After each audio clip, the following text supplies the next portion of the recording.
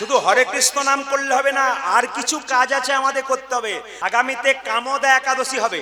মায়েরা যে যেখানে বসে আছেন, কামদা একাদশী আগামী শুক্লপক্ষের চৈত্র মাসে কামদা একাদশী। আপনাদের একটু বলে দিই, পাপ মোচনী একাদশী যারা করেছেন তাদের পাপ দূর হয়েছে।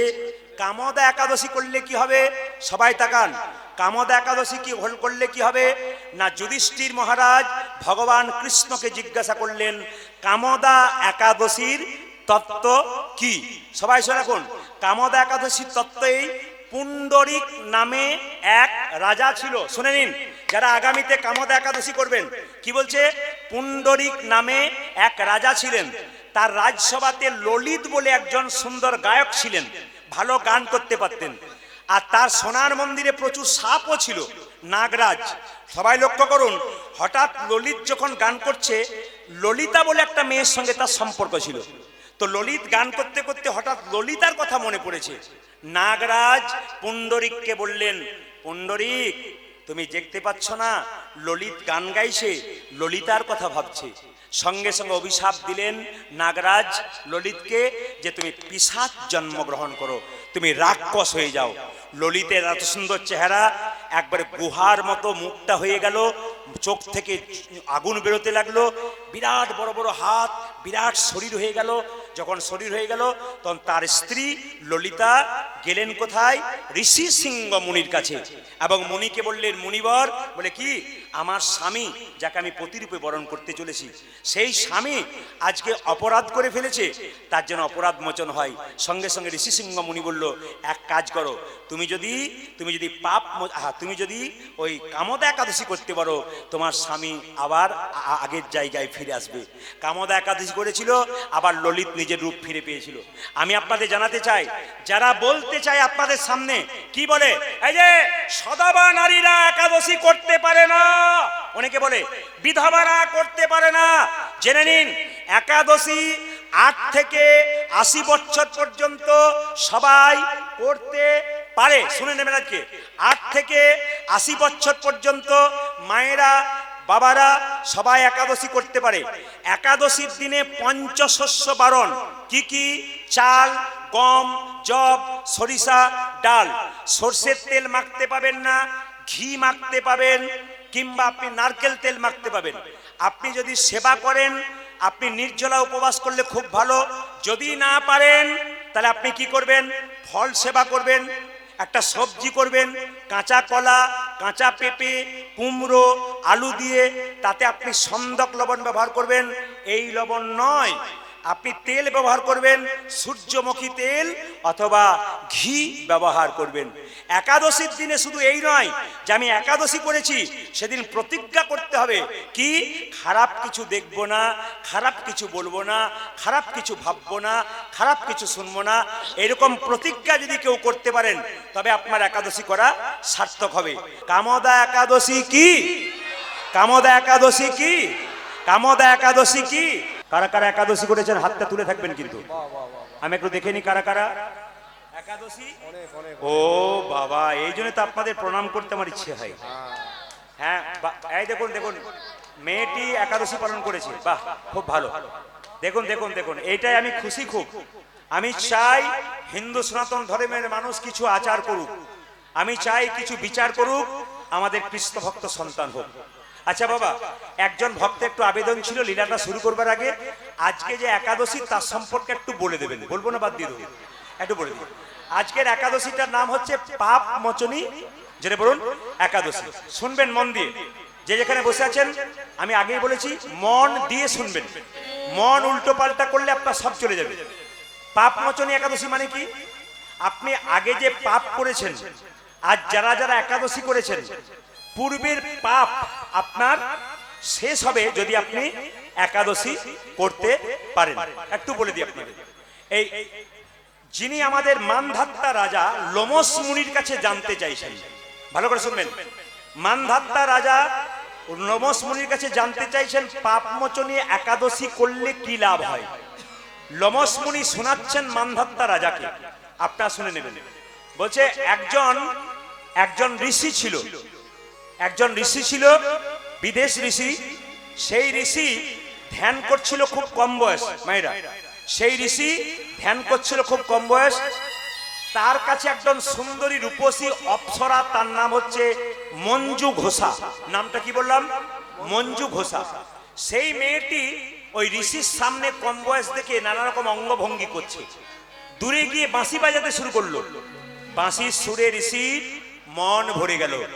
আর যেই না মন ভরে গেল, মঞ্জু ঘোষা মঞ্জু ঘোষা অপ্সরার সঙ্গে 1 বছর নয়, 2 বছর নয়, 55 বছর 7 মাস 9 দিন সঙ্গ করেছিল, সহবাস করেছিল। এর নাম হচ্ছে, একে 56 বছর বলা হয় কথা কথায়। 56 বছর ধরে ঋষি মঞ্জু ঘোষা অপ্সরার সঙ্গে সারা রাত্রি দিন সহবাস করেছিল। বারবার চিৎকার করে মঞ্জু ঘোষা ওই অপরূপা নারীটা চিৎকার করে বলল, আমি আপনার ধ্যান ভঙ্গ করেছি, আমি আপনার ভগবান চরণ থেকে মনটা সরিয়ে দিয়েছি, আমাকে আপনি আশীর্বাদ করুন, আমাকে মুক্তি দিন, আমি আপনার কাছে থাকবো না, আমাকে ছেড়ে দিন। এই বিকালে যেতে দেবো, এই সকালে যেতে দেবো, এরকম করে করে দিন পেরিয়ে গেছে। একদিনে মঞ্জু ঘোষা বলল, ঋষি একটু চিন্তা ভাবনা করে দেখো, তোমার কতদিনের ধর্ম আমি নষ্ট করলাম। যখন ঋষি চেতনা পেল, তখন চিৎকার করে বলে উঠলো, রে পিশাচি, তুই 56 বছর ধরে ওর নিজের রূপ দেখিয়ে তুই আমার কলঙ্কিত করলি, ভগবানের সেবা থেকে আমাকে সরিয়ে দিলি। আমি তোকে অভিশাপ দিলাম, তোর পিশাচ জন্মতে মুক্ত হোক, তোর জন্ম পিশাচ হোক। মঞ্জু ঘোষা অপ্সরা কেঁদে কেঁদে বলল, ঋষি অভিশাপে যদি দিলে আমি পিশাচ কুলে জন্ম নেব, আশীর্বাদ দাও, কি করলে আমি পিশাচ কুল থেকে মুক্তি পাবো? ঋষি বলল, আগামী চৈত্র মাসের কৃষ্ণ পক্ষের যে একাদশী, ওই একাদশীটার নাম হবে কি? পাপ মোচনী একাদশী। এই পাপ মোচনী একাদশী তুমি যদি করতে পারো, তুমি পিশাচী জন্ম থেকে মুক্তি পেয়ে যাবে। এই জন্য আজকে যে আপনারা একাদশী করেছেন, পূর্বে যে পাপ, যেমন ধরুন অজান্তে কিছু পাপ, কি পাপ? আপনি উনুনে লেপন করছেন, কয়েকটা পিঁপড়ে চাপা পড়ে গেল, মরে গেল, আপনি জানতে পারলেন না। রাস্তা দিয়ে পেরোচ্ছেন, একটা পিঁপড়ে গায়ে পা দিলেন, ওটা মরে গেল। কোন জন্তু, বাচ্চা জন্তুকে পায়ে দিলেন, মরে গেল। এই যে পাপ, এই পাপ থেকে মুক্তি পাবার একটা মাত্র পথ কি? পাপ মোচনী একাদশী। সবাই মিলে বলুন, পাপ মোচনী একাদশী কি? পাপ মোচনী একাদশী কি? পাপ মোচনী একাদশী কি? কংসের কারাগারে কৃষ্ণ যখন আসে নাই, কংসের কারাগারটা তখন অন্ধকার ছিল, কিন্তু কৃষ্ণের জন্মের পরে কংসের কারাগারটা আলো হয়ে গেল। আপনারা যারা কীর্তন শুনতে এসছেন, প্রত্যেকের শরীরে একটা করে কারাগার আছে। এই কারাগারটার নাম হচ্ছে হৃদয় কারাগার। যিনি হরিনাম কৃষ্ণ নাম বারবার শোনেন, তার এই হৃদয় কারাগারটা আলোকিত হয়ে যাবে, ভগবান আসবেন। আর যিনি হরিনাম কৃষ্ণ নাম শোনেন না, তার হৃদয় কারাগার চিরকাল অন্ধকার থাকবে, তার এখানে কোনোদিন ভগবান প্রবেশ করতে পারবে না। তাই প্রত্যেককে বলবো, হরিনাম শুনুন, কৃষ্ণ নাম শুনুন, আপনার হৃদয় কারাগারকে আলো করুন। আমি আপনাদের বলতে চাই, জীবনে সমস্যা আসতে পারে, কিন্তু সমাধানের জন্য ভালো মানুষের দরকার। প্রত্যেকটি মানুষের জীবনে সমস্যা। আমাকে জিজ্ঞেস করবেন, আমি ভদ্র ভাষায় বললাম আমি ভালো আছি, কিন্তু আমার হিসাব করলে আপনারা দেখবেন আমার ভেতরে সমস্যা আছে।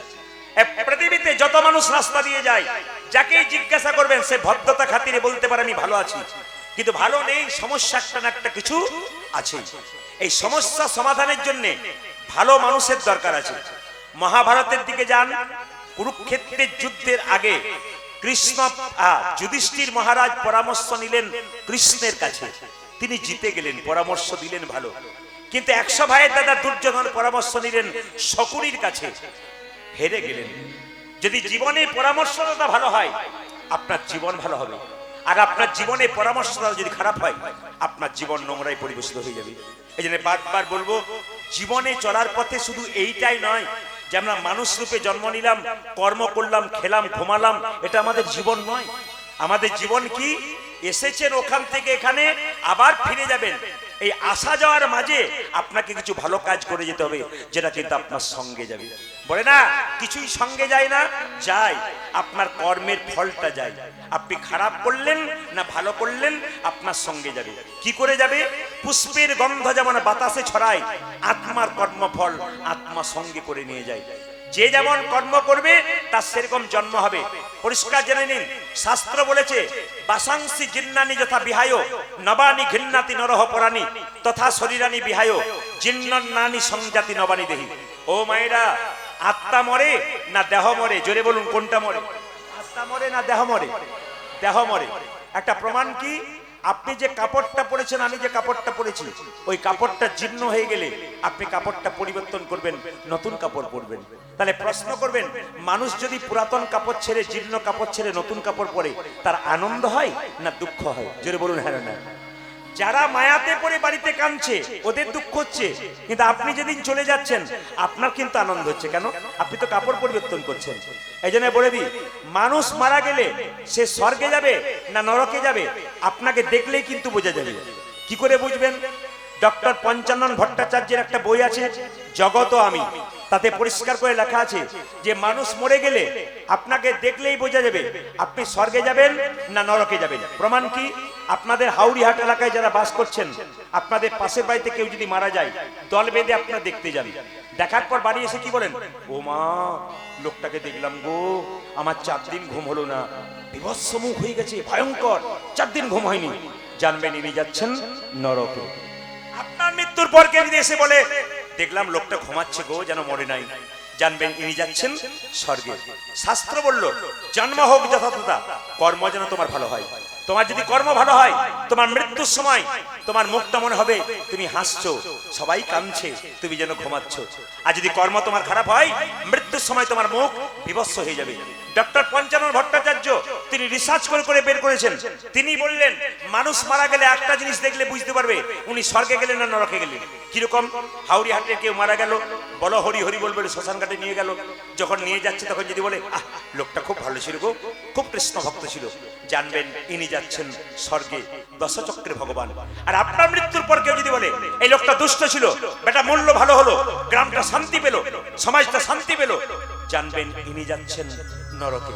তাই আপনাদের বলবো বারবার করে, জন্ম পেয়েছেন, কে কখন চলে যাবেন কেউ জানে না, অন্তত ভালো ব্যবহারটুকু করুন। রামকৃষ্ণ দেব বলছে তোমার বাড়িতে কেউ যদি যায়, দুটো মিষ্টি জল দিতে পারো না পারো, দুটো মিষ্টি কথা অন্তত বলবার চেষ্টা করো। এই জন্য মানুষের সঙ্গে ব্যবহার ভালো করতে পয়সা খরচ হয় না, অন্তত দেখা হলে হেসে হেসে কথা বলুন, রাধে রাধে বলুন, জয়নিতাই বলুন, আমাদের জীবন সুন্দর হবে, হিন্দু সনাতন ধর্ম গড়ে উঠবে, মহাপ্রভুকে সম্মান দিতে পারবো। মহাপ্রভু যে নাম আমাদের দিয়ে গেছে সেই নামকে আমরা কলঙ্কিত করতে চাই না, আমরা অলঙ্কিত করতে চাই।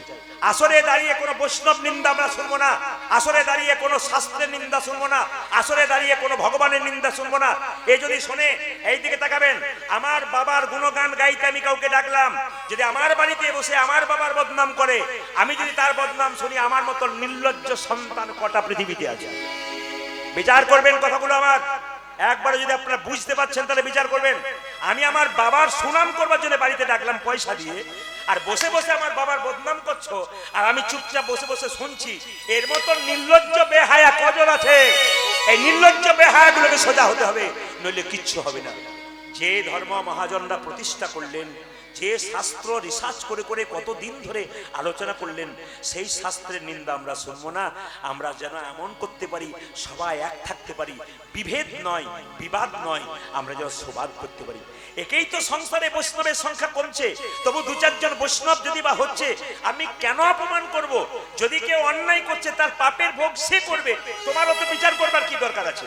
যিনি যেমন কর্ম করবেন ফল করবেন। কিন্তু আমি আপনাদের বলতে চাই, বৈষ্ণব যা করছে করছে, বৈষ্ণবের আচারকে তো প্রণাম করুন, বৈষ্ণবের হরিনাম ধ্বনিটাকে তো সম্মান দিন। এগুলো সম্মান না দিলে কি হবে? তাহলে তো আমাদের মধ্যে বিভেদ সৃষ্টি হয়ে যায়, আমরা ধর্মটাকে রাখতে পারবো কি? একেই তো আমরা সংকুচিত হচ্ছি। আর তো হরিনাম আমাদের করছে ঠিক কথা, কিন্তু বুঝতেই তো পারছেন যা অবস্থা দিনের পর দিন, তাতে আর 20 বছর পরে আনন্দ করে হরিনাম শুনতে পাবেন কিনা আমি জানি না। এই জন্য আপনাদের কাছে নিবেদন রইল, সনাতন ধর্মকে বাঁচান, সনাতন ধর্মকে সম্মান দিন, সবাই এখন সমস্ত ধর্মকে ভালোবাসুন, কাউকে ছোট নয়, কাউকে বড় নয়, সবাইকে ভালোবাসতে শিখুন, বিবাদ নয় সুবাদ করুন। নেতাই গৌর হরি। আপনারা শুনবেন, কারা কারা কানে ফু নিয়েছেন হাত তুলুন তো। ফু ফু কারা নিয়েছেন? ফু মানে বুঝতে পেরেছেন? আপনারা বুঝতে পারেন নাই? কালকে যেখানে ছিলাম যেই না বলেছি কে কে ফু নিয়েছেন, এই ফু নিয়েছেন বলাতে চুপ করে জেনে বললাম কানে ফু নিয়েছেন। ও তাই বলু, কানে ফু, কানে ফু মানে বুঝতে পেরেছেন যারা, ইশারাতেই মাত না কি বলছেন, কানে ফু। আচ্ছা মায়েরা, কানে ফু মানে একটু বলে দিই, এখন তো দেখবেন মায়েরা রান্না বান্না করেন, গ্যাস সিলিন্ডারের ব্যবস্থা আছে নাকি? আগে কিন্তু মায়েরা রান্না বান্না করতো কি ছিল, উনুন ছিল, এখন আছে কারো বাড়িতে। উনানে দেখবেন মায়েরা আপনারা কাঠ কিংবা কয়লা দেন, জ্বলতে জ্বলতে নিভিয়ে গেলে মায়েরা আগে কি করতো, ফু দিয়ে দিত, আর ফু দিয়ে দিলেই আগুন জ্বলে উঠছ। তাহলে আগুন ছিল কিন্তু কিছু দিয়ে চাপা পড়েছিল, ওটা কি, ওটা হচ্ছে ছাই, ছাই চাপা ছিল, ফু দিয়েছেন, ব্যাস জ্বলে গেছে। এখানে তত্ত্ব বলছে প্রত্যেকের ভেতরে কৃষ্ণ প্রেমের আগুন আছে, জ্বলছে না কেন, কামনা বাসনা রূপী ছাই দিয়ে ঢাকা আছে। যদি গুরুদেবের কৃপায় কানে দীক্ষা মন্ত্র নিতে পারে, আবার কৃষ্ণ প্রেমের আগুন নিতাই গৌর হরি বল। শুনে নিন, এইদিকে বলছে আকাশে যখন সূর্য ওঠে পুকুরে একটা ফুল ফোটে, ওই ফুলটার নাম কি, পদ্ম ফুল। আর যখনই পদ্ম ফুল ফোটে ভ্রমর দেখবেন যেখানেই থাক না কেন এসে গুনগুন গুনগুন গুনগুন করে। এখানে তত্ত্ব বলছে গুরুরূপী সূর্যের আলো কোন ভক্তের হৃদয়রূপী পদ্মে যদি একবার পড়ে, কৃষ্ণ ভ্রমর যেখানেই থাক না কেন হৃদয় পদ্মে এসে নিতাই গৌর হরি বল বলে। এই জন্য বলে যায় মায়েরা দীক্ষিত হবেন, এক প্রথম কথা হচ্ছে দীক্ষার দরকার আছে। ভগবান শ্রীকৃষ্ণ, এইদিকে এইদিকে, ভগবান শ্রীকৃষ্ণ একটা গুরু নয়, হিসাব করলে প্রচুর গুরু দেখতে পাবেন। যিনি জগৎ গুরু কৃষ্ণ, তিনি কেন গুরু মন্ত্র নিলেন? যিনি জগতের মালিক, যিনি ঈশ্বর পরমকৃষ্ণ সচ্চিদানন্দ বিগ্রহ, অনাদির আদি গোবিন্দ সর্ব কারণে কারণম, যিনি ভগবান কৃষ্ণ, তিনি মন্ত্র নিলেন কেন? তার তো মন্ত্র নেবার দরকার হয় না। আসলে তিনি মানুষ রূপে এলেন, মানব দেহ ধারণ করে আমাদের মতো কলির জীবকে, অধম জীবকে শিক্ষা দেবার জন্যে। কি, আমি যেমন মন্ত্র নিচ্ছি ভগবান হয়ে, তোমাদের মন্ত্র নিতে হবে। কেন? কৃষ্ণ নামটা রেখেছিল গর্গাচার্য মুনি। শুধু তাই নয়, কৃষ্ণকে যখন মন্ত্র দিয়েছিল মায়েরা, উপনয়ন হয়েছিল। উপনয়ন মানে পৈতে, জোরে বলুন হ্যাঁ না, উপনয়ন বা পৈতে হয়েছিল না? তখন দেখবেন গর্গাচার্য মুনি তাকে কি মন্ত্র দিয়েছিল গো? গায়ত্রী মন্ত্র। কৃষ্ণ বলরামকে, এগুলো খুব দামি কথা, শুনে নিন। আমি বারবার বললাম, আপনারা তো শুনছেন বহু কিছু, আজকে যেগুলো শোনাবো আপনারা শুনে নিন, হিসাব করবেন, বিচার করবেন। 3 দিন কীর্তন শুনবেন, প্রত্যেকের কাছে কিছু না কিছু পাবেন। আজকে আপনি প্রথম দিনে কি পেলেন ভাববেন। গর্গাচার্য মুনি প্রথম মন্ত্র দিলেন, আর মন্ত্র দিয়ে কি মন্ত্র দিলেন বললাম? গায়ত্রী মন্ত্র দিলেন। দ্বিতীয় কিন্তু শিক্ষাগুরু কে বলুন তো? ওই যে গো সন্দীপন মুনি, যার কাছ থেকে তিনি কি করলেন? শিক্ষা গ্রহণ করলেন। গুরুগৃহে একবারে বিধিসম্মত ভাবে তিনি শিক্ষা দিলেন। গুরুগৃহে গিয়ে গুরুর কাছে শিখতে হয় শিক্ষা মন্ত্র। আবার সবাই লক্ষ্য করুন, যে যেখানে বসে আছেন, ভগবান শ্রীকৃষ্ণ উপমন্য মুনির না কাছে গুরু মন্ত্র নিয়েছিলেন। একবার প্রশ্ন এসেছিল, কৃষ্ণের গুরুদেবের নাম কি? বলতে পারলে 50,000। নাকি নাকি বলছেন? ইউটিউবে দেখছিলাম, কৃষ্ণের গুরুর নাম কি বলতে পারলেই 50,000। উপমন্য মুনি। এবার বলুন, উপমন্য মুনির কাছে কৃষ্ণ কোন মন্ত্রে দীক্ষিত হয়েছিল? শৈব মন্ত্র, শৈব শিব মন্ত্র। আবার রাধাতন্ত্র বলছে যে স্বয়ং শিব নাকি কৃষ্ণকে মন্ত্র দিয়েছিল, শিব মন্ত্র। এটা কিন্তু শাস্ত্রে প্রমাণ দিচ্ছে। রাধাতন্ত্র খুলে দেখবেন, আপনারা পেয়ে যাবেন। এই জন্য প্রত্যেকের জীবনে গুরু দরকার। অনেকে আমাকে প্রশ্ন করে, প্রদীপ বাবু গুরু কি চেঞ্জ করা যায়? বললাম আপনার অসুবিধা কিসে? সৎগুরু চেঞ্জ করা যায় না, অসৎ গুরু চেঞ্জ করা যায়। একজন মহিলা এসে বললেন, আমার একটা অসুবিধা আছে। বলে কেন? গুরুর চাল চলন ভালো দেখলাম না, গুরুর আচার বিচার দেখলাম না, গুরু মুখে বলছে এক আর কাজে করছে এক, আমি ঠিক বুঝতে পারলাম না। কবিরাজ গোস্বামী বলেছেন, গুরু যে শুধু ব্রাহ্মণ হবে তা নয়, কিবা বিপ্র কিবা সূত্র নাসিক জ্ঞানে নয়, কৃষ্ণ তত্ত্ববেত্তা যেই সেই গুরু হয়। যিনি কৃষ্ণ কথা হরি কথা ভালো বলতে পারেন, যার কাছে বসলে আপনি কিছু জানতে পারবেন, তিনি জাতির বিচার নয় তাকেই গুরু করবেন। আপনার জানার পথ আছে। গুরুকে পরিবর্তন করা যায়। রামকৃষ্ণদেব বললেন, যাকে তাকে গুরু করো না। তুমি ডাক্তার দেখাচ্ছ, কবিরাজ দেখাচ্ছ, রোগ হয়েছে, রোগ ভালো হলে সেই কবিরাজকে ধরো তুমি। কিন্তু রোগ যদি ভালো না হয়, তুমি যেমন ডাক্তার চেঞ্জ করো, সেরকম তোমার জীবনে গুরু মন্ত্র নেবার পর গুরুর স্বভাব যদি ভালো না দেখো, গুরুর আচার যদি ভালো না দেখো, তোমার জীবন যদি আরো উল্টো দিকে যাচ্ছে মনে করছো, তুমি অবশ্যই গুরু চেঞ্জ করবে। একজন ব্রাহ্মণ তার উপনয়ন বা পৈতে না হওয়া পর্যন্ত সে যেমন পুজো করবার কোন অধিকার পায় না, একজন মানুষ যতক্ষণ না গুরু মন্ত্র না নেয় ততক্ষণ গোবিন্দ ভজন করবার কোনো অধিকার পায় না। এই জন্য বারবার বলবো, আপনি গুরু মন্ত্র জপ করবার আগে মহামন্ত্র জপ করতে পারেন। গুরু মন্ত্র নেন নাই কিন্তু মহামন্ত্র জপ করতে পারেন, হরে কৃষ্ণ নাম করতে পারেন, মালা নিতে পারেন। কিন্তু ভগবানের সেবা গুরু মন্ত্র না নিলে আপনি নিতে পারবেন না। কেন? গুরু আপনাকে শিখিয়ে দেবে। গুরু আপনাকে শিখিয়ে দেবে যে কিভাবে ভজন করতে হয়, কিভাবে সাধন করতে হয়, কিভাবে পথ চলতে হয়। এগুলো গুরুর কাছ থেকে সেবা শিখতে হয়। কেন না, যে জমিটা উর্বর হয় নাই তাতে যদি বারবার উর্বর করতে গেলে কৃষ্ণ নাম করুন, দেহ উর্বর হবে। হরিনাম নেবেন, কানে দীক্ষা নেবেন, আপনার জীবন সুন্দর হয়ে যাবে। দীক্ষা মানে কি? দিয়ে খা। যে ভগবানকে দিয়ে খায় তার দীক্ষা নেওয়া সার্থক, আর যে দিয়ে খায় না তার সার্থক নাই। আমাদের এলাকাতে অনেক মানুষ আছে, ভগবান বলে কেউ নাই, ভগবানকে আমাকে খেতে দেয় না, ভগবান বলে কেউ আছে, আমি রোজগার করে আমি খাই। তাকে একটাতে উত্তর দেবেন যে ভগবান বলে যদি কেউ নাই, ভগবান যে আছে তার প্রমাণ তুমি। বলে কেন? আমি কেন? না, যে জামাটা তুমি পরেছো ওটা একজন তৈরি করেছে, যে বাড়িতে তুমি বাস করো ওটা একজন তৈরি করেছে, প্রত্যেকটি জিনিস একজন তৈরি করেছে। তাহলে তোমাকে কে তৈরি করেছে? তোমার এত সুন্দর হাত, পা, নাক, চোখ, কান, শরীরের এত যন্ত্র, এগুলো তৈরি করলো কে? স্বয়ং ভগবান। একটা কথাতে একটা কথা আপনি বুঝিয়ে দেবেন। একটা বাচ্চা জন্ম নেবার পর কি খাবে এ কথা কে ভেবেছে? বলুন, কে ভেবেছে? এ কথা ভেবেছে স্বয়ং ভগবান। মায়ের স্তনদুগ্ধে এমন মধুভাণ্ড দিয়েছে যা পৃথিবীর কোথাও পায় না। মায়ের দুধটা খুব গরম নয় যাতে বাচ্চার জিভ পুড়ে যাবে, মায়ের দুধটা খুব ঠান্ডা নয় যাতে বাচ্চার ঠান্ডা লেগে যাবে, মায়ের দুধটা খুব মিষ্টি নয় সুগার হয়ে যাবে, মায়ের দুধটা খুব টক নয় যাতে বাচ্চার অম্ল হয়ে যাবে। নদীর মধ্যে দিলেন জল, গাছের মধ্যে দিলেন ফল। তিনি আমাদের জন্য এত কিছু দিলেন, আমরা তার জন্য কি দিলাম? যদি এই বিচার কারো থাকে তবে তিনি মানুষ হতে পারলেন, আর যদি এই বিচার কারো হয় না, ও মানুষ কুলে জন্ম নিল, হুঁশ হলো না, ও মানুষ হলো কিন্তু হুঁশ হলো না। তাই মহাপ্রভু প্রত্যেকটা জীবের দ্বারে হরিনাম দিচ্ছেন।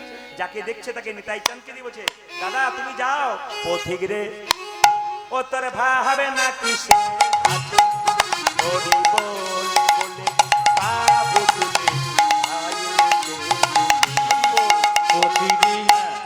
ও তোর ভাবে না কিসে আছে, হরি বল বলে বাবু তুলে আগে নেচে নেচে। পথিক রে, ও তোর ভাবে না কিসের আছে, হরি বল বলে বাবু তুলে আগে নেচে নেচে। আপনারা দেখতে পাচ্ছেন না কিন্তু আমি দেখতে পাচ্ছি, একজন মা প্রথম থেকে সেই গালে হাত দিয়ে বসে আছে। আমি তাকে বলবো, কৃষ্ণের ছবি দেখেছেন, গালে হাত দেখেছেন কোথাও? এত কৃষ্ণের ছবি দেখলেন, গালে হাত দেখেছেন? তা যিনি জগৎ সংসার চালায় তার গালে হাত নাই, আপনি একটা সংসার চালাচ্ছেন, আপনার গালে হাত কেন? আর ভাবছো বসে চলবে কিসে? তুমি ভাববার কে? যিনি ভাববার তিনি ভাবছেন, তুমি বসে বসে ভাবো তাকে। তুমি যদি তাকে ভাবো তোমার কথা সেও ভাববে, আর তুমি তার কথা ভাববে না, ঘরের কথা ভাববে, তো নিতাই গৌর হরিবোল করে দেবে। এই যে পথিক রে, ও তোর ভাবে না কিসে আছে,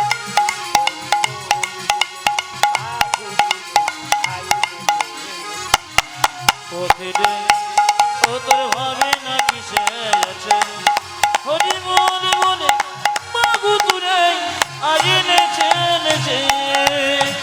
ঠাকুর এ জোর করে হরিনাম দেবে না? জোর করে হরিনাম দেবে? তোমার বুকে, তোমার বুকে, তোমার নিতাই চাঁদ বলছে, হ্যাঁ রে, আমার বুকে লাথি মারবি? একটা ছেলে যদি বাবার বুকে লাথি মারে, বাবা কি ঘুরে ছেলেকে মারতে পারে? শিশু পুত্র মারলে লাথি, দোষ কি রে হয় পিতার কাছে? শিশু পুত্র মারিলে লাথি, দোষ কি রে হয় পিতার কাছে? শিশু পুত্র মারলে লাথি, দোষীর হয় পিতার কাছে। দেখো শেষ করছে মারিলে নাকি দোষের ভয় তার কাছে। পথিক, পথিক রে ও তোর ভাবে না কিসের আছে, হরি বল বলে বাহু তুলে আইনে তাই হরি বল। পথিরে ও তোর ভাবে না কিসে আছে, হরি বলে বলে মাগু তুলে আজ নেচে নেচে। পথিক রে ও তোর ভাবে না কিসের আছে, হরি বলে বলে কাগজ তুলে আইনে নেচে। দশে পাঁচে সবে মিলে দাঁড়াতে বসিয়া কীর্তন করো সবাই হাতে তালি দিয়া। এই মহাপ্রভুর কথা, কীর্তন করার সময় তো সবাই পান না, সবাই মিলে দশে পাঁচে সবে মিলে দাঁড়াতে বসিয়া কীর্তন করো সবাই হাতে তালি দিয়ে। সবাই মিলে হাত তালি দিয়ে কীর্তন করবে না, সবাই হাত উঠান, যার আছে তিনি তুলবেন, যার নাই তা তোলা দরকার নাই। দেখি কার কার হাত আছে, যার হাত আছে তিনি তুলবেন, যার নাই তা তোলা দরকার নেই। এটা মহাপ্রভুর কথা। দশে পাঁচে সবে মিলে দাঁড়াতে বসিয়া কীর্তন করো সবে হাতে তালি দিয়া। ভগবানের কথা, সবাই হাত তালি দিন। দাঁড়ান আমি আগে গাই, দাঁড়ান দাঁড়ান। আগে তেলের মধ্যে 5 ফোঁটা দেন, তবে তো ঘন্টা নাড়বেন না, কি বলছে? তালিটা পরে দেবেন, আগে শুনে নিন। হাত তুলুন, অ্যান্টেনা তুলুন। হরি হরয়ে নম কৃষ্ণ নম কৃষ্ণ যাদবায় নম, হরি হরয়ে নম কৃষ্ণ যাদবায় নম, হরয়ে নম কৃষ্ণ যাদবায় নম, হরি হরয়ে নম কৃষ্ণ যাদবায় নম, যাদবায় মাধবায় কেশবায় নম, হাই হাই যাদবায় মাধবায় কেশবায় নম, যাদবায় মাধবায় কেশবায় নম। ও দেখো যাদবায় মাধবায় কেশবায় নম, যে গোপাল গোবিন্দ রাম শ্রী মধুসূদন কালী, দেখো গোপালী গোবিন্দ রাম শ্রী মধুসূদন, যে গোপাল গোবিন্দ রাম শ্রী মধুসূদন, ও যজ গোপাল গোবিন্দ রাম শ্রী মধুসূদন, যে গিরিধারী গোপীনাথ মদন মোহন, আজি গিরিধারী গোপীনাথে মদন মোহন, যে গিরিধারী গোপীনাথ মদন মোহন। ও দেখো গিরিধারী গোপীনাথ মদন মোহন। আপনাদের আসরে সব ভালো লাগলো, একটা জিনিস খারাপ লাগলো, বলবো না, বাদ দিয়ে দেবো। না বলাটাই ভালো, একদিনের জন্য এলাম। আমি তো না বলে যাব না, বলবো বলেই তো এসেছি, আমি বলবো বলে এসেছি। আপনাদের ভালো লাগলো কোনটা? আপনাদের ভালো লাগলো কোনটা? সবাই মিলে হাততালি দিচ্ছেন, হরি হরয়ে নম কৃষ্ণ যাদবায় নম, এটা আমার খুব ভালো লাগলো। আর খারাপ লাগলো কোনটা? 2-4 জন হরি হরয়ে নম কৃষ্ণ যাদবায় নম। এরা বিশিষ্ট হিন্দু ধর্মের ভালো লোক, এদের জন্য হিন্দু ধর্ম এগিয়ে যাবে। তবে যাকে দেখে এরকম করলাম সে তো তাড়াতাড়ি নামিয়ে দিয়েছে, মেডিসিন না দিলে কাজ হবে না, নামিয়ে দিয়েছে। তবু কিন্তু এক একজন দেখবেন, তাকিয়ে দেখুন এখন এরকম করে আছে, ওগুলো সুপারি। সুপারি দেখেছেন, বাইরেও রস নাই, ভেতরেও রস নাই। ও খেলে বরং জিভ দাঁত নষ্ট হয়, কিছু লাভ কিছু হয় না, ওই খান মাত্র। ওই সুপারির মতো কিছু পার্টি আছে, ও আসেই মাত্র, ওরও কিছু লাভ হয় না, ওর পাশে যে দাঁড়ায় তারও কিছু হয় না। যারা এরকম, এখনো 2-4 জন আছে উড়িষ্যা থেকে এসছে, বাংলা বুঝতে পারছে। আচ্ছা, হাত তোলো সবাই, হাত তোলো। হরি হরয়ে নম কৃষ্ণ যাদবায় নম, হরি হরয়ে নম কৃষ্ণ যাদবায় নম, হরয়ে নম কৃষ্ণ যাদবায় নম, হরি হরয়ে নম কৃষ্ণ যাদবায় নম, যে যাদবায় মাধবায় কেশবায় নম। হাই হাই যাদবায় মাধবায় কেশবায় না নম। না না, আমি দেখতে পাচ্ছি যিনি এরকম করে আছেন, তার পাশে যিনি আছেন তিনি হাত তুলছেন কেন বলুন তো? কিছু মনে করবেন না। যেখানে ছাগল কাটা হয় সেখানে দেখবেন একটা ছাগলকে কেটে চামড়া ছুলে দড়ি দিয়ে টাঙিয়ে দেওয়া হয়, আর পাশে দেখবেন একটা ছাগল দিব্যি বসে বসে কাঁঠাল পাতা চিবু, ও জানে না যে এরপরের লাইনটা আমার আছে। এরকম পার্টি 2-4 জন আছে, সবাই হাত তালি দিচ্ছে, আর 2-4 জন ওই কাঁঠাল পাতা চিবোচ্ছে। এত বলার পরও সবাই দেখছে যে কে কে তোলে নেয়, কে কে ওরকম করে আছে। না না, একটা কথা বলি, হিন্দুদের সব চাইতে আমাদের লজ্জার ব্যাপার কি বলুন তো? এই যে দুটো শিখল বাজছে না, এগুলো অনেকে চিনতে পারে না। আমি আগে বাসে গান করতাম কলেজে পড়তে পড়তে, তখন আমার গাড়ি ছিল না, এদিকে বললাম তোমরা আগের গাড়িতে চলো, আমি ক্লাস করে যাব। আমি ক্লাস করে যখন যেতাম, একসঙ্গে যখন গান করে ফিরছি, সিট পাই নাই, এত ভিড়, ঝাড়খণ্ডে গান করতে গেছি। তো একজন মাস্টার মশাই আমার সামনে দাঁড়িয়ে আছে, আমি ওনাকে চিনি বেশ করে। তো উনি শিখলটা ওনার গায়ে যে না ধাক্কা লেগেছে, উনি সঙ্গে যে না গাড়ি ব্রেক দিচ্ছে, শিখলটা গায়ে লেগেছে, আর সঙ্গে সঙ্গে বলছে দাদা, ও দাদা। দাদা কি হলো? ঢোলটা সরান। মাস্টার মশাই লোক, তিনি বলছেন ঢোলটা সরান। বললাম দাদা ওটা ঢোল নয় খোল। সে যাই হোক, রাজ্যকে গান করবেন, ঢোলটা নিয়ে আমার গায়ে ঢুলে পড়বে। আমার দাদা কিছু মনে করবেন না, এই ঢোলটা একদিন আপনার কাজে লাগবে। আমার বিয়ে হয়ে গেছে। আমি ওই বিয়েতে নয়, আর একটা বিয়ে বাকি আছে, ওই বিয়েতে লাগবে। বলে কোন বিয়ে? বলো হরি হরি বল, হরি হরি বল, বলো হরি। হরি বল। আবার যত দিন যাচ্ছে তত ভদ্র হচ্ছে আমরা। কিরকম ভদ্র একটু বলি। আগে দরজাতে লিখতাম কি বলুন তো, বাবা মায়ের আশীর্বাদ, ওই কি সুস্বাগতম বাংলাতে লিখতাম। এখন ইংরেজি শিখলাম, লিখলাম ওয়েলকাম। আবার যত ভদ্র হলাম লিখলাম কুকুর হইতে সাবধান, এখন লিখেছি। আর কলকাতা গিয়েছিলাম ছোটবেলায়, ক্লাস 7-এ পড়ি আমার কাকা বাবুর সঙ্গে। তো কলকাতায় ঘুরছি, তখন তো বাড়ি দামি ছিল না, সুন্দর সুন্দর বড় বড় বাড়ি, দরজায় লেখা আছে সাবধান ভেতরে কুকুর। এবং কাকা যারা ভেতরে আছে তারা সবাই কুকুর। বলে চুপ কর চুপ কর চুপ কর। বলে, কেন? একটি কুকুর বাকি সব মানুষ। বলে কেন? আমি বললাম তাহলে একটি লিখতে পারতো, একটি কুকুর বাকি সব মানুষ। মানে আমাদের কত অধঃপতন হচ্ছে। আমাদের জোর নাই, কুকুরকে নিয়ে সাহায্য করছি যাতে কেউ ঢুকতে না পারে। কুকুরগুলোর পাওয়ার আছে আমাদের চাইতে, না কি বলছেন? আবার দেখবেন, কিছু মনে করবেন না, আমি প্রায় বাড়িতে বাসা থাকি, এখানে যদি বলি নাই, প্রায় বাড়িতে বাসা থাকি। এই মুর্শিদাবাদে গান করতে গেছে, একটা বাড়িতে বাসা, বিরাট বড় বাড়ি, দরজার সামনেই রাধা কৃষ্ণের মূর্তি রেখেছে, খুব সুন্দর। আমাকে দাদা, প্রদীপ বাবু, এইটা কীর্তিত্ব, বড় বাড়িটা কেউ দেখবে না, দরজার সামনে রাধা কৃষ্ণের মূর্তি রেখেছি, দেখেছেন কেমন? আমি খুব ভালো রেখেছেন, কিন্তু একটা জানার কথা ছিল আপনার কাছে। বলে কি? রাধা কৃষ্ণের মূর্তি রেখেছেন, যখন প্রচন্ড বর্ষা আসে, বৃষ্টি আসে, শিলাবৃষ্টি হয়, আপনি কোথায় থাকেন? বলে আমি ঘরে থাকি। আর রাধা কৃষ্ণ কোথায় থাকে? বলে দরজার উপরে। যত পাথর সব উনি খাক নাকি, যত বৃষ্টি বাদল ঝড় সব উনি খাক, আর আপনি ভেতরে থাকুন। মানে আমাদের লজ্জা এইটাই, ভগবানকে ফাঁকাতে রেখে দিলাম, আমি ভেতরে রইলাম, আমি এসিতে রইলাম, ভগবান রোদে পুড়ছে। কি কঠিন ব্যাপার আমাদের। আসুন হাত তুলে বলুন, আপনাদের চেতনা জাগুক, আমাদের চেতনা জাগুক। হরি হরয়ে নমঃ কৃষ্ণ যাদবায় হরয়ে নমঃ কৃষ্ণ যাদবায় নমঃ। হরি হরয়ে নমঃ কৃষ্ণ যাদবায় নমঃ।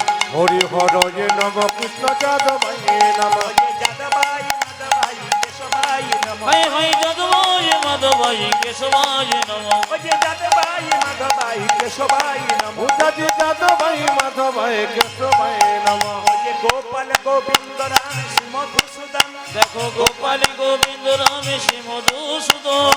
গোপাল গোবিন্দ রাম শ্রী মধুসূদন। উদাজি গোপাল গোবিন্দ রাম শ্রী মধুসূদন। যে গিরিধারী গোপীনাথ মদন উলধ্বনি। হায় হায় গিরিধারী গোপীনাথ মদন মোহন। যে গিরিধারী গোপীনাথ মদন মোহন। উদাজি গিরিধারী গোপীনাথ মদন মোহন। বেশ বেশ বেশ, এদেরটা বন্ধ করলাম, আপনাদেরটা নেব বলে। দেখি আপনারা কেমন গাইতে পারেন। আমার ক্যামেরা এসছে এমকে স্টুডিও, আপনারা হাততালি দিয়ে কীর্তন দেবেন। যখন আপনারা হাততালি দেবেন, 2-4 দিন পরে কীর্তনটা বেরোবে, হাওড়িহাট নাম থাকবে, দেখবেন যখন বেরোবে কীর্তনটা, তখন আপনার হাতটা যদি তোলা থাকে ইউটিউবে দেখতে পাবেন। দিদি আমি তুলেছি, আমার উঠেছে। পাশের জন বলবে দিদি আমি তুলি নাই গো, আমার উঠলো না। এটা যেন বলতে না হয়, সবাই মিলে হাত তুলুন, সবার যেন ওঠে একসঙ্গে। একসঙ্গে দেখি, এরা বলবেন, আপনারা বলুন, বলুন হরে কৃষ্ণ, জোরে হরে কৃষ্ণ কৃষ্ণ কৃষ্ণ হরে রাম, জোরে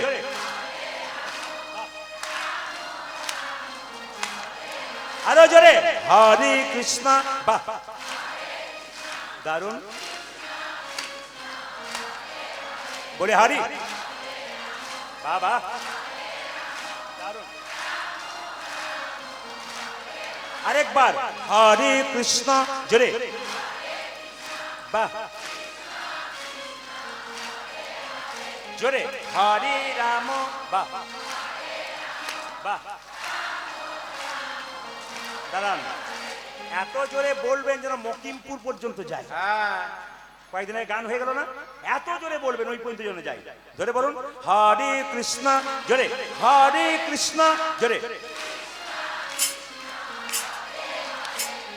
হরে রাম, প্রাণ ভরে বলুন বাবা। শেষবার হরে কৃষ্ণ উচ্চস্বরে, শেষবার বাহ। বলে হরি হরে রাম, হরে রাম। দান দান দান। আগে কি আপনাদের কীর্তনের দলটল ছিল নাকি? দারুণ গাইছেন, কিন্তু এবার কোনোদিন এলে না, এদের আমি আর আনবো না, আপনাদের দিয়ে আমি চালিয়ে নেবো যা হবে হবে। সবাই মিলে বলুন একসঙ্গে, তালে তালে। হরে কৃষ্ণ কৃষ্ণ কৃষ্ণ হরে হরে, হরে রাম রাম রাম হরে হরে। বলো আজ হরে কৃষ্ণ কৃষ্ণ কৃষ্ণ হরে হরে, হরে রাম রাম রাম হরে হরে। হরে কৃষ্ণ কৃষ্ণ কৃষ্ণ হরে হরে, হরে রাম রাম রাম হরে হরে। হরে কৃষ্ণ কৃষ্ণ কৃষ্ণ হরে হরে, হরে রাম রাম রাম হরে হরে। হরে কৃষ্ণ কৃষ্ণ কৃষ্ণ হরে হরে, হরে রাম রাম রাম হরে হরে। নয়নানন্দেতে ভনে নন্দেতে ভনে সেই তো সকলই জানে, সকলি জানে সর্বসিদ্ধি করতলে। করতলে। কীর্তন চলাকালীন যদি কেউ গল্প করে, শুনে নেবেন মন দিয়ে, কীর্তন চলাকালীন যদি কেউ গল্প করে, উনি যেটা নিয়ে যাবার জন্য এসছেন তার উল্টোটা নিয়ে বাড়ি যাবেন। প্রশ্ন করবেন কি নিতে এসেছিলেন আর কি নিয়ে যাবেন। যারা কীর্তন শুনবেন তারা পুণ্য অর্জন করে বাড়ি যাবেন, কিন্তু কীর্তন শুনতে শুনতে কেউ যদি গল্প করে তবে পুণ্যের বদলে পাপ নিয়ে বাড়ি যাবে। আপনারা কোনটা নেবেন সেটা আপনাদের হাতে তুলে দিলাম, বিচার আপনাদের। তো ভগবান পরিষ্কার করে বুঝিয়ে দিয়েছেন, আপনাদের দুটো করে কান দিয়েছে, মুখ কটা দিয়েছে জোরে বলবেন। কান যদি এই যে বাবারে, আস্তে, ঠিক আছে। দুটো করে কান দিয়েছে, মুখ কটা দিয়েছে? একটা। ভগবান এখানে পরিষ্কার করে বলেছে বলবে কম আর শুনবে বেশি।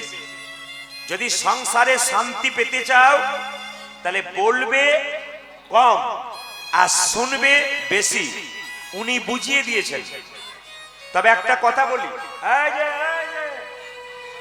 কীর্তন চলাকালীন যদি কেউ গল্প করে, একজন কীর্তন শুনছে আর একজন পাশে গল্প করছে, যদি তাকে আপনি কীর্তন শুনতে না দিন তবে আপনি আজকে বৈষ্ণব অপরাধের ভাগী হয়ে বাড়ি যাবেন। কারণ মহাজনরা বলেছেন তোমার হরিনাম শুনতে ভালো লাগে না তুমি শুনবে না, তোমার বলতে ভালো লাগে না তুমি বলবে না, কিন্তু কেউ যদি শুনতে চায়, কেউ যদি বলতে চায় তবে তাকে যেন বাধা দিও না। যদি কেউ বাধা দেয় তবে তার বৈষ্ণব অপরাধ হয়। একজন লোককে আপনি দু থাপ্পড় দিলেন কিংবা লাঠিতে করে আঘাত করলেন, ওর ব্যথা হলো, ওষুধ খেলে ব্যথা দূর হয়, কিন্তু জীব দিয়ে যদি কাউকে একবার আঘাত করা হয় ও কিন্তু ওষুধে সারে না। প্রশ্ন করবেন জীব দিয়ে আঘাত করলে ওষুধে সারে না, এই যে জীবের কথা বললাম, জীবের তো কোনো হাড় নেই, আঘাত করা যায়? হ্যাঁ, জীব দিয়ে আঘাত করা যায়। আপনি এমন একটা খারাপ কথা বললেন যার জন্য একজন কষ্ট পেলেন। যেমন জীবের অনেক ক্ষমতা আছে, এইদিকে জীবের অনেক ক্ষমতা আছে। জীব নরম হতে পারে, মাংস হতে পারে, হাড় না থাকতে পারে, অনেক ক্ষমতা। যেমন আমাদের 32টা দাঁত আছে, একটা জীব আছে, তাই তো? জোরে বলুন হানা না। একদিন 32টা দাঁত জীবকে বলছে যদি বেশি বাড়াবাড়ি করবি 32 জনে এমন কামড় দেব 32 টুকরো করে ছেড়ে দেবো। দেখুন দাঁতগুলো তো 32টা, জীব তো একটা। তো জীবকে বলছে এমন কামড় দেব যে 32 জন দাঁতে 32 কামড় দিয়ে 32 টুকরো করে দেবো। তখন জীব বলছে বেশি বাড়াবাড়ি করিস না। বলে কেন? আমি এমন একটা কাজ করব যে 32 জন এখান থেকে ঝরে পড়ে যাবে। বলছে বুঝতে পারলাম না, রাস্তা দিয়ে পেরিয়ে যাব, এমন লোককে এমন গালি দেব এক চড়েই 32 জন ঝরে পড়ে যাবে। তার মানে কি? জীবের কিন্তু খুব ক্ষমতা আছে। এই জন্য পণ্ডিতরা বললেন জীব মরে জীবে, জীব মরে জীবে। আপনার যেটুকু প্রয়োজন সেটুকু পেটে নিলেন, আর যদি বেশি আস্বাদন লোভ পড়ে গেলেন তাহলে আপনার জীব মরল জীবে। এই জন্যে একজন পণ্ডিতের কথা, পণ্ডিতের নাম পরে করব, তিনি বললেন 3 বেলাতে 3 জনের আলোচনা করো। সকাল বেলায় স্ত্রী প্রসঙ্গাত। বাবা চন্দন দিতে হবে, বসো। চন্দন দিলে যদি ডিস্টার্ব হয় বসো, বসো। ডিস্টার্ব কেন হয়? বসো। এইদিকে সকাল বেলায় স্ত্রী প্রসঙ্গাত, দুপুর বেলায় জুয়া সম্পর্কে আলোচনা করবে, আর রাত্রি বেলায় চোরের সম্পর্কে আলোচনা করবে। দিনের বেলায় স্ত্রীদের নিয়ে আলোচনা করো সকাল বেলায়, আর দুপুর বেলায় জুয়া দুতক্রিয়া, এই জুয়া নিয়ে আলোচনা করো, আর সন্ধ্যা বেলায় চোরের নিয়ে আলোচনা করো। আপনার সব চমকে গেলেন, কার বা কথা, এ কথার যুক্তি কোথায়? এ কিন্তু মহাজনের কথা। কার কথা? চাণক্য পণ্ডিত বললেন সকাল বেলায় স্ত্রীদের নিয়ে আলোচনা করো, স্ত্রী প্রসঙ্গাত। কোন স্ত্রী?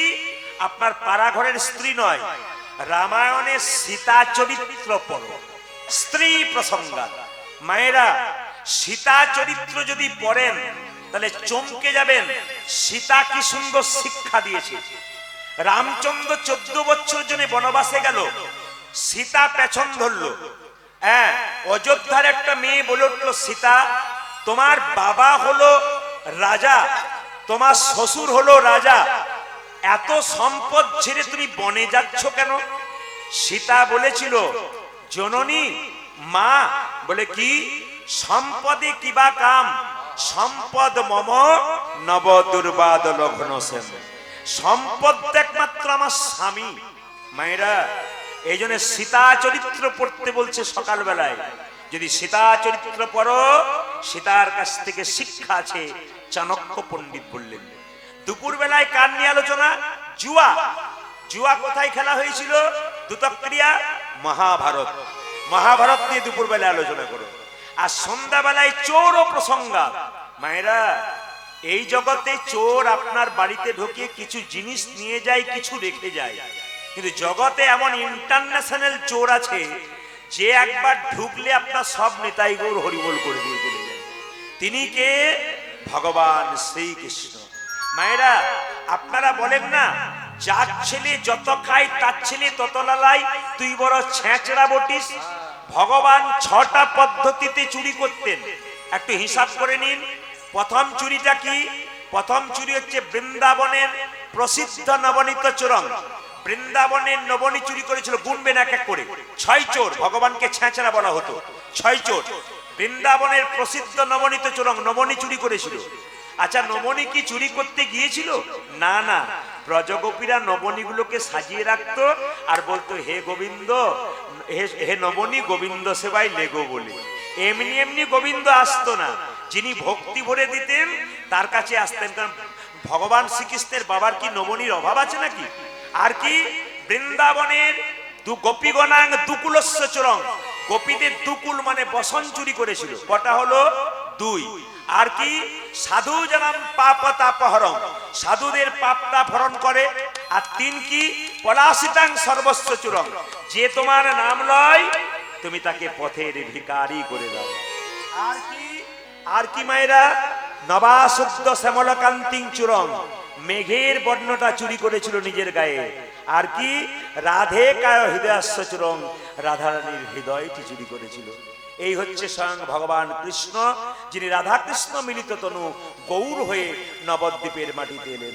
শ্রী গৌরাঙ্গ প্রেমের ঠাকুর, প্রেম বিলাতে এলো নদীয়ায়। শ্রী গৌরাঙ্গ প্রেমের ঠাকুর, প্রেমে বিলাতে এলো নদীয়ায়। শ্রী গৌরাঙ্গ প্রেমের ঠাকুর, প্রেম বিলাতে এলো নদীয়ায়।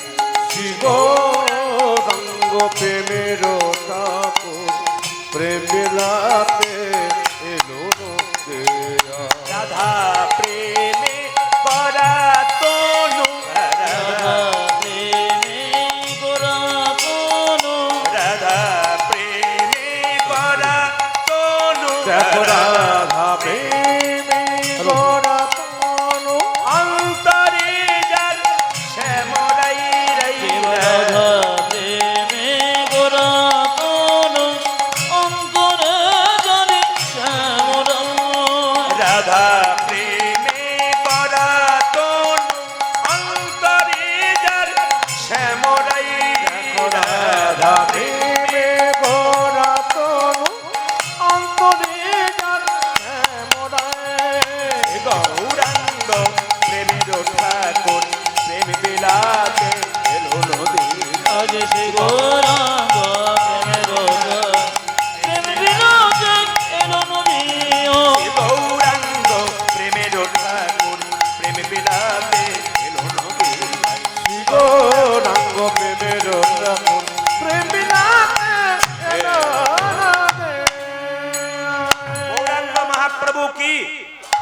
না, যে পরিমাণ ভক্ত যেটা জোরে আশা করছিলাম। গৌরাঙ্গ মহাপ্রভু কি? আজকে কিন্তু হাওড়িহাটে প্রথম দিন, সবাই মিলে জোরে বলবেন রাধা রানী কি? বেড়েছে, আরো বাড়বে, আরো বাড়বে। শ্যাম সুন্দর কি? মহাপ্রভু, আমি আগেই বললাম, অমিয় নিমাই চরিত ডক্টর শিশির কুমার ঘোষ। মহাপ্রভু জন্ম নিলেন 1486 খ্রিস্টাব্দে ফেব্রুয়ারি মাসের 18 তারিখে। জেনে নেবেন, 1486 খ্রিস্টাব্দে ফেব্রুয়ারি মাসের 18 তারিখে মহাপ্রভু জন্ম নিলেন। কেউ কেউ বলে শুক্রবার, কেউ কেউ বলে শনিবার। মহাপ্রভু জন্ম নিলেন সন্ধে 5:46। প্রশ্ন করবেন, তখন কি ঘড়ি আবিষ্কার হয়েছিল? ঘড়ি আবিষ্কার হয়েছিল আপনার মহাপ্রভুর জন্মের অনেক আগে। বাংলা 1407 শকাব্দ ফাল্গুন মাসের পূর্ণিমা তিথিতে মহাপ্রভু জন্ম নিলেন। আপনাদের প্রত্যেকের একটা করে রাশি আছে। আমি কীর্তনিয়া প্রদীপ পাল, আমার রাশি কন্যা রাশি। কারো মেষ রাশি আছে, থাকতে পারে, কিন্তু মহাপ্রভুর রাশির নাম কি? কীর্তন শুনতে এসছেন আর মহাপ্রভুর রাশির নাম জানবেন না, তা বললে হবে না। মহাপ্রভুর রাশি হচ্ছে সিংহ রাশি, মনে থাকবে। মহাপ্রভুর রাশি সিংহ রাশি। পূর্ব নক্ষত্র ফাল্গুনিতে মহাপ্রভুর জন্ম। মায়েরা, একটা মা একটা বাচ্চাকে গর্ভের মধ্যে 10 মাস 10 দিন ধরে রাখে। এখন আর দরকার হয় না, এখন আগে থেকেই তুলে নেয়, না কি বলছেন? এখন আর দরকার হয় না, আগে থেকেই তুলে নেয়। সে ডাক্তারের কায়দা বলুন আর যা বলুন, কিছু একটা আছে আর কি। এই দেখে লাভ নেই। সবাই লক্ষ্য করুন, যে যেখানে বসে আছেন, 13 মাস 13 মাস মহাপ্রভু মায়ের গর্ভে ছিলেন। কত মাস বললাম? 13 মাস। সবাই লক্ষ্য করুন, জন্ম যখন মহাপ্রভু নিলেন, জন্ম নেবার পরে কান্নাকাটি করলেন না, হাত পা নাড়াচাড়া করলেন না। সচিমাতার মনে বড় চিন্তা হলো। 1 মাস নয়, 2 মাস নয়, 10 মাস 10 দিন নয়, 13 মাস গর্ভের মধ্যে সন্তানকে রাখলাম। 8টা কন্যা মরে গেল আমার, একটা ছেলে জন্ম নিল, তার নাম বিশ্বরূপ। সে সন্ন্যাস নিয়ে চলে গেল। আমার একমাত্র সম্বল এই ছেলেটি, এ যদি চলে যায় আমি মা হয়ে কি করে বেঁচে থাকবো? সচিমাতা চিন্তা করলো, প্রাচীন মানুষের কথা তো। সচিমাতা চিন্তা করলো যদি আমাদের বাড়িতে একটা নিম গাছ আছে তো, আতুর ঘরটা নিম গাছের নিচে করি। বলে কেন? জম যদি আমার ছেলেকে নিতে আসে, তেতোর ভয়ে পালিয়ে যাবে। সচিমাতার বিশ্বাস, তাই নিম গাছের নিচে আতুর ঘরটা করলেন। আর যেই না নিম গাছের নিচে আতুর ঘরটা করেছে, ছেলে হাত পা নাড়াচাড়া করেছে, কান্নাকাটি করেছে। সচিমাতা আদর করে নাম রাখলেন নিমাই।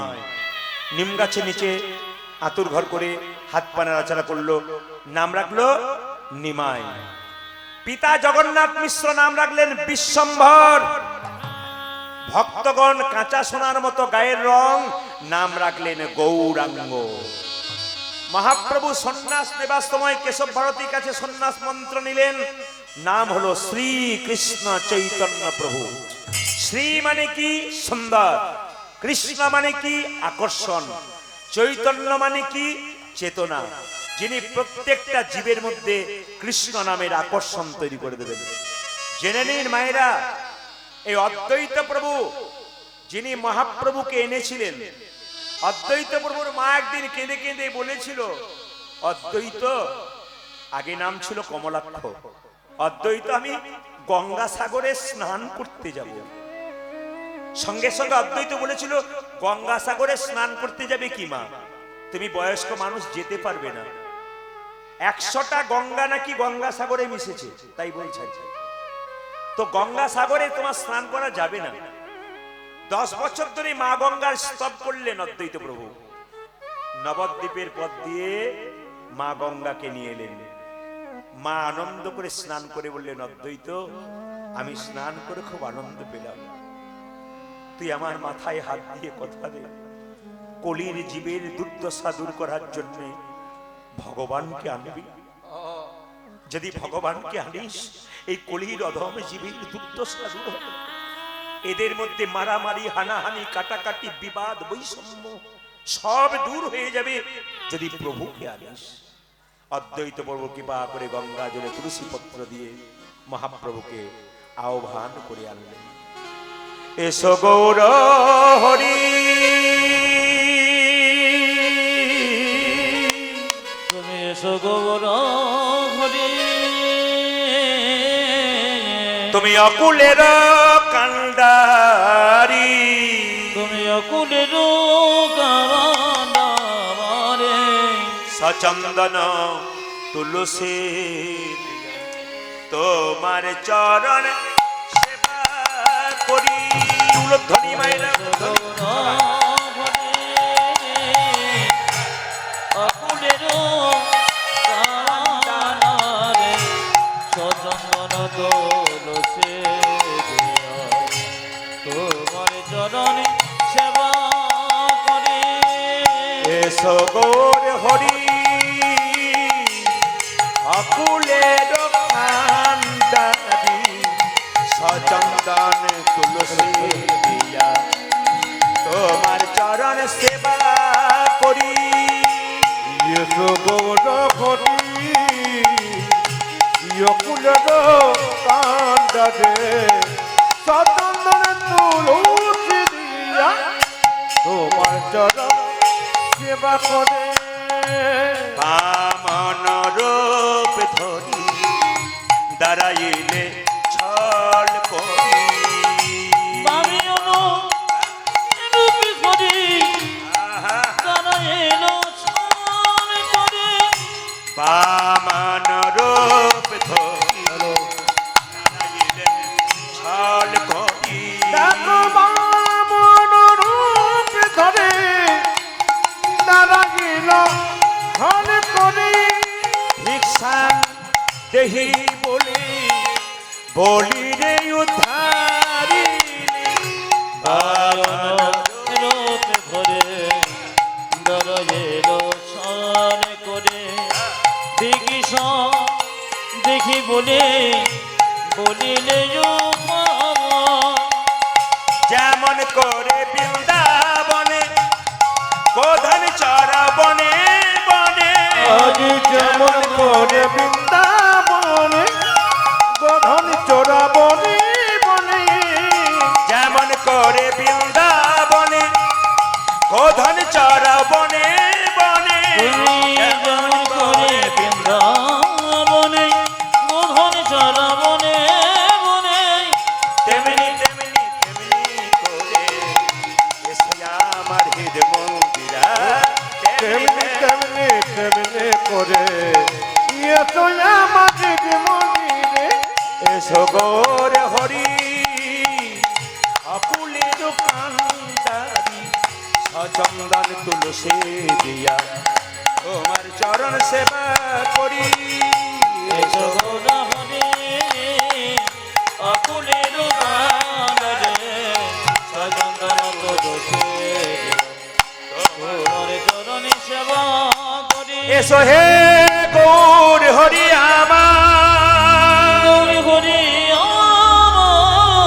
ভক্তের হৃদয় অন্ধকার দূর করি।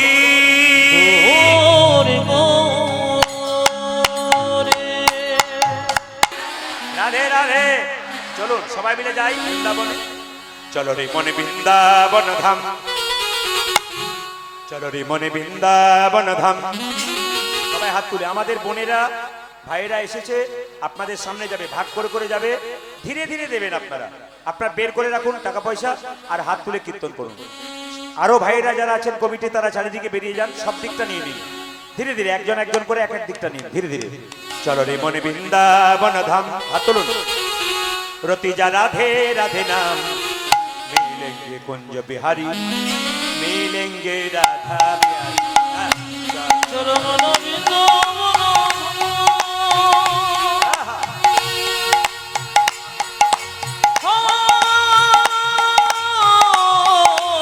সবাই তালি দিয়ে। চরণ বৃন্দাবন রতি রাধা রাধা মিলেঙ্গি কুঞ্জ বিহারি, মিলেঙ্গি রাধা বিহারি।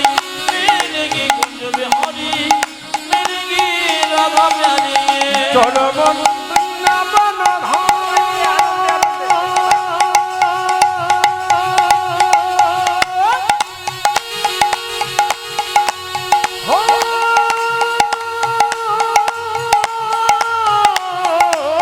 জনমন বৃন্দাবন আমরা পিজা রাধা রাধা নাম মিলেঙ্গে কুঞ্জ বিহারি মিলেঙ্গে রাধা প্যারি मिलेंगे कुंज बिहारी मिलेंगे राधा प्यारे सावधान से प्रिय वृंदावन धाम है सबसे मीठा मधुसी राधा नाम है ओ सावधान से प्रिय वृंदावन धाम है सबसे मीठा मधुर से राधा नाम है सावधान से सावधान से सावधान से सावधान से प्रिय वृंदावन धाम है सबसे मीठा मधुसी राधा नाम है ओ सावधान से प्रिय वृंदावन धाम है सबसे मीठो मधुर राधा नाम है तेरी पूर्ण होगी काम रसिका राधा राधा नाम तेरी पूर्ण होगी कामरती जो राधा राधा नाम तेरी पूर्ण होगी काम रसिका राधा राधा नाम ओ तेरी पूरा हरि का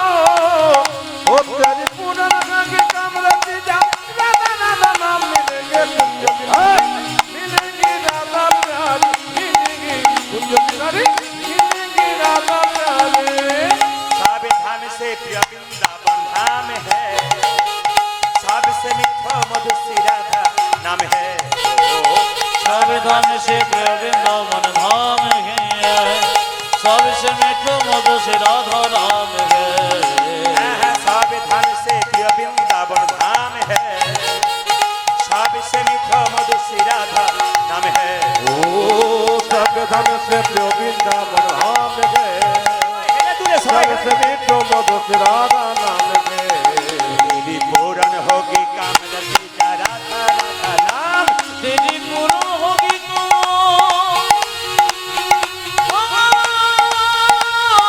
तेरी पूर्ण होगी तो रति जो राधा राधा नाम मिलेगी कुंज बिहारी मिलेगी राधा प्यारी मिलेगी कुंज बिहारी मिलेगी राधा प्यारी चलो मन वृंदावन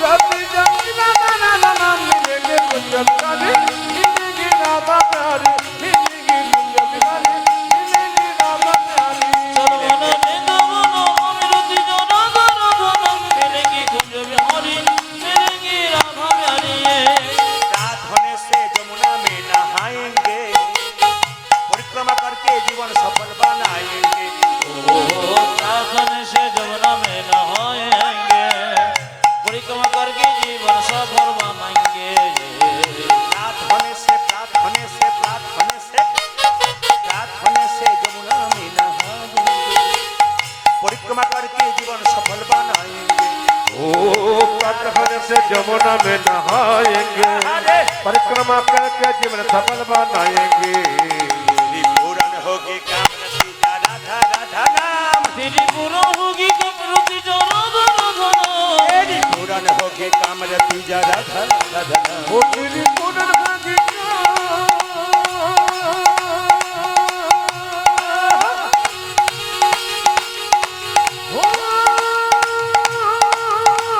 ओ तेरी पूर्ण भागी कमरत जा राधा राधा नाम मिलेंगे कुंज बिहारी मिलेगी राधा प्यारी मिलेगी कुंज बिहारी मिलेगी राधा प्यारी सर्वन वृंदावन अमृति जो राधा राधा नाम मिलेगी मिलेगी राधा प्यारी मिलेगी कुंज बिहारी मिलेगी राधा प्यारी मिलेंगे कुंज बिहारी